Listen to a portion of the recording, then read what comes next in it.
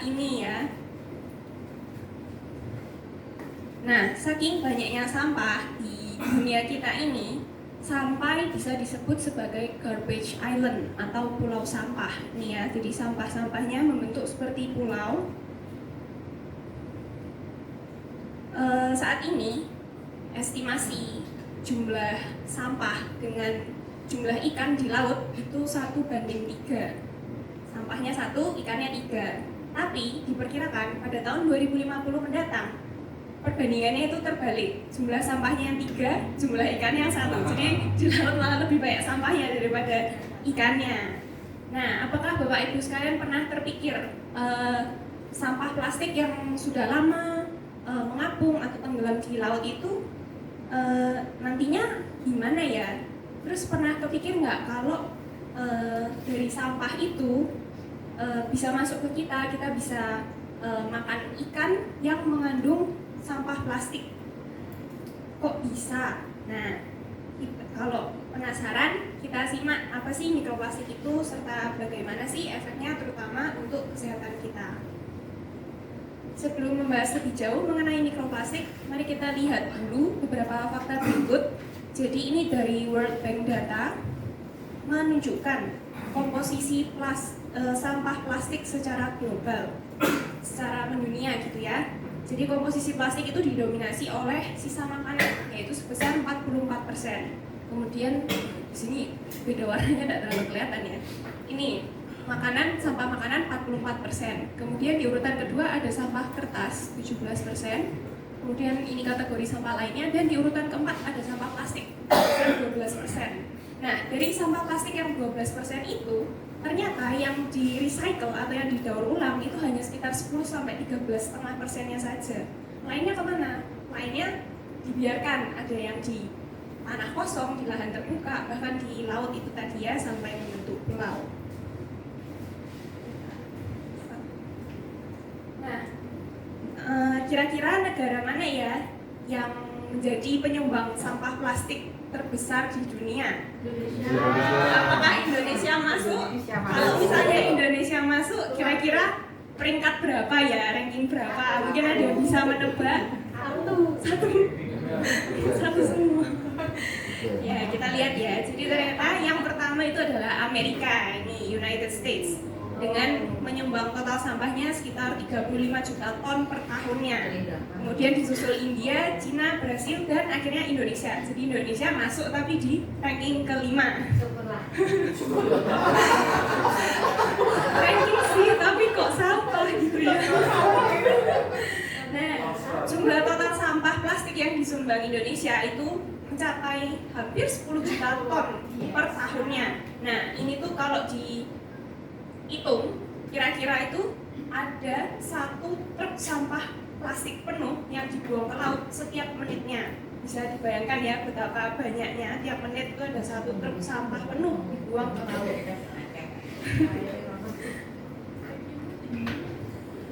Nah, kemudian di Indonesia sendiri, komposisi sampahnya di urutan pertama ada sisa makanan, mirip-mirip ya. Ini sekitar 40%, namun yang berbeda ada di urutan keduanya, itu adalah justru sampah plastik lebih besar, ini hampir 20%, sekitar 18,75%. Kemudian kalau dilihat lebih detail lagi, ini sampah plastik, bahkan ini judulnya mikroplastik ya. Kalau dipetakan di Indonesia, ini kalau yang warnanya krem itu konsentrasinya cukup tinggi, kemudian kalau warnanya semakin merah, semakin gelap, konsentrasinya akan semakin tinggi lagi. Kita lihat di sini, di Jawa Tengah warnanya merah ya, jadi ternyata konsentrasi sampah plastik di sungai-sungai di Jawa Tengah sangat tinggi. Oleh karena itu kita harus lebih waspada. Nah, apa sih mikroplastik itu? Sebenarnya definisinya itu simpel, plastik kurang dari 5 mm. Jadi mikroplastik adalah partikel plastik yang berukuran atau diameternya itu kurang dari 5 mm. Untuk jenis mikroplastik sendiri bisa dikelompokkan jadi 2, ada mikroprimer serta mikrosekunder. Untuk yang mikroprimer itu yang diproduksi langsung untuk produk-produk tertentu, misalnya untuk sabun, untuk kosmetik, untuk pakaian, Sedangkan yang mikrosekunder itu yang berasal dari penguraian sampah plastik, misalnya dari kantong plastik, dari galon isi ulang, dari yang besar diurai jadi lebih kecil. Nah, kedua jenis mikroplastik ini bisa bertahan di lingkungan untuk waktu yang cukup lama. Kemudian ini kalau berdasarkan bentuknya, mikroplastik bisa dikelompok-kelompokkan lagi. Ini ada yang namanya tipe fragmen. Jadi fragmen ini pecahan dari plastik yang besar-besar itu, ini ya bentuknya tidak beraturan. Kemudian ada yang pelet, ini bentuknya bulat-bulat. Kemudian ada film, ini sangat tipis, bahkan ini transparan, hampir tidak kelihatan ya. Ini yang biasanya dari kantong-kantong plastik. Kemudian ada foam, tapi ini jarang. Serta ada fiber atau serat. Untuk di Indonesia sendiri, yang paling banyak itu tipe fragmen ini dan tipe fiber atau serat. Sebenarnya untuk pengelompokan mikroplastik itu ada banyak lagi. Ada yang menurut jenis polimer atau molekul kimianya. Mungkin contoh yang sering didengar itu adalah BPA atau bisphenol A singkatannya, yang biasanya misal beli botol-botol ada tulisannya BPA free. Nah, itu salah satunya. Kemudian di mana sih mikroplastik itu bisa ditemukan? Seiring dengan perkembangan zaman, kemajuan teknologi, semakin banyak pabrik-pabrik, otomatis akan meningkatkan jumlah mikroplastik. Kemudian kemasan plastik sekarang ini juga banyak sekali ya, dari penggunaan botol-botol sekali pakai, plastik-plastik. Itu nanti juga akan berakibat pada menumpuknya sampah plastik. Nah, nanti akhirnya juga akan menjadi terurai menjadi mikroplastik. Kemudian bisa juga dari ban. Nah, kok bisa ban menimbulkan mikroplastik? Padahal kan kalau dipikirkan ban komposisinya itu karet ya.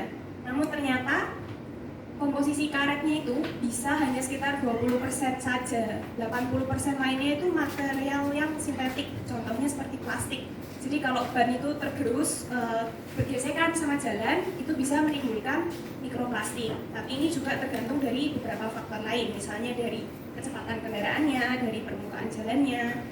Kemudian untuk sumber mikroplastik lainnya bisa dari jala ikan, dari pakaian-pakaian, dari tekstil, serta industrinya, dan bisa juga dari kosmetik, dari skincare, dan industrinya. Kemudian ini adalah proses degradasi dari mikroplastik. Jadi proses degradasi atau penguraian mikroplastik itu ada beberapa cara, yaitu degradasi secara foto, secara fisika, secara kimia, dan secara biologi. Untuk secara foto, ini berarti melibatkan peran dari sinar matahari. Jadi kan sinar matahari mengandung UV. Nah, nanti UV itu yang bisa mengurai sampah plastik. Setelah ini dari plastik yang besar, dia akan terurai menjadi molekul-molekul yang lebih kecil. Kemudian akhirnya akan membentuk fragmen. Nah, fragmen ini akan dilepaskan ke lingkungan. Kalau misalnya di perairan, dia bisa menyebar, bisa ada yang mengapung, ada yang tenggelam ke berbagai kedalaman laut. Ini bisa diakses oleh seluruh makhluk hidup. Jadi ini nanti akhirnya bisa sampai ke manusia juga. Jadi misalnya ini ya, dia ada yang tenggelam di tanah mengalami sedimentasi. Kemudian yang lepas ini bisa termakan oleh kerang-kerang kecil, oleh plankton-plankton, bakteri. Kemudian dimakan ikan kecil, dimakan ikan lebih besar. Ini ada udang juga ya di sini. Jadi ternyata udang juga mengandung mikroplastik. Kemudian dimakan ikan, akhirnya dimakan hewan lain ataupun dikonsumsi oleh manusia sendiri. Nah, kemudian ada zat aditif yang tadi saya sebutkan, yaitu BPA. BPA itu tidak bisa terurai, tidak bisa bereaksi dengan molekul-molekul yang ini. Jadi dia akan dilepaskan, kemudian bergabung dengan senyawa kimia lainnya yang nantinya akan dilepaskan dan menjadi senyawa kimia yang berbahaya juga, yang efeknya bisa beracun, bisa toksik. Kemudian untuk proses degradasi secara biologi ini melibatkan peran dari jamur-jamur, dari bakteri.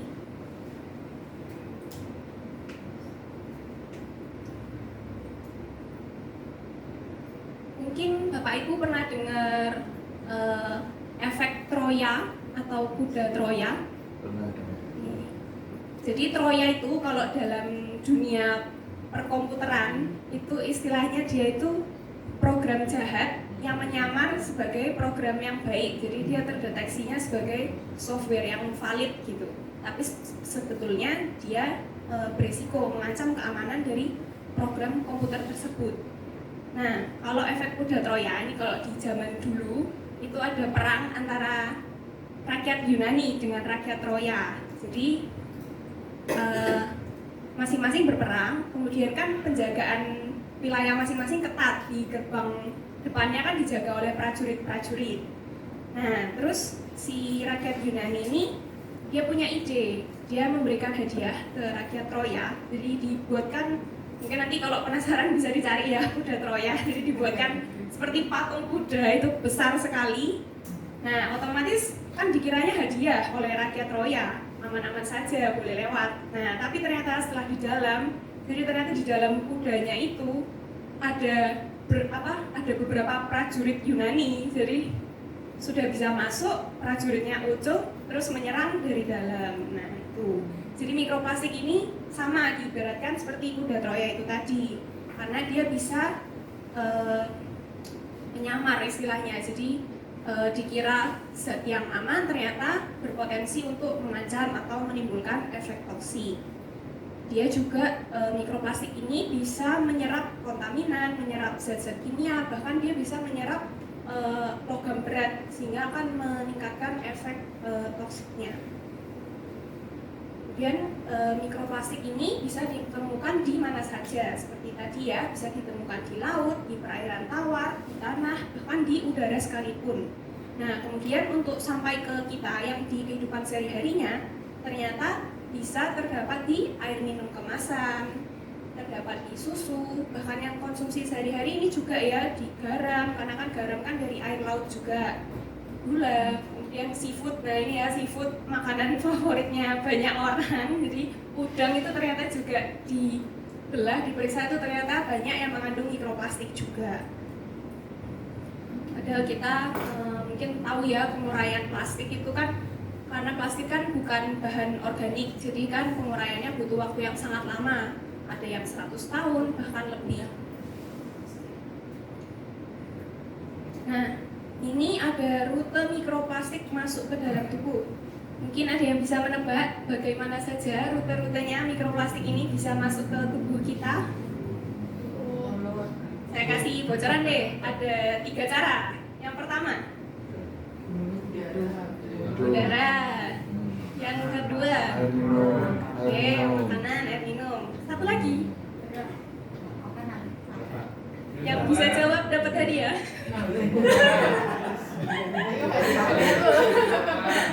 Makanan, minuman, lagi sentuhan. ya, tadi ada yang jawab pori-pori. Yang mana yang jawab? Pak Gun, Oh ya, ya betul ya, ternyata ini dari inhalasi itu dari udara, jadi bisa terhirup oleh sistem pernapasan kita, oleh hidung kita.